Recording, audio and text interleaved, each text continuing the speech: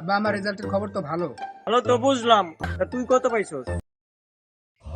খাওয়ার দাওয়ার এত নষ্ট করিস কে বেটা? কষ্টের জিনিস। পরীক্ষার রেজাল্ট দিল 3-4 দিন, সালটা গেল কহানে। 3-4 দিন রেজাল্টের খবর কি তাও তো জানি না।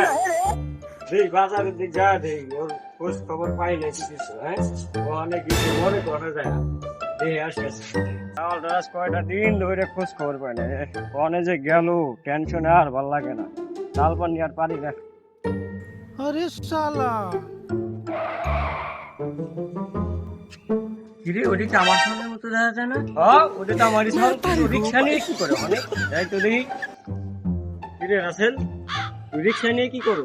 আব্বা তুমি? হ্যাঁ আমি 3-4 দিন ধরে রেজাল্ট দিছে, রেজাল্টের খবরও পাই না। আর তুই বাড়ি যাস না কে? আব্বা আমার রেজাল্টের খবর তো ভালো। अच्छा ठीक है।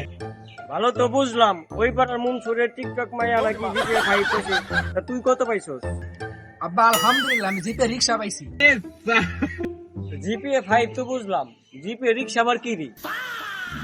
ও তুমি বুঝবে না আব্বা, Emotional damage. এবারে নতুন আইছে। अच्छा हमको सिखा रिया है। তাই তো স্কুল থেকে রিক্সাটা আমার ভাড়াই দিছি। ওরে শালি চল, তাই বড় দিন। হ্যাঁ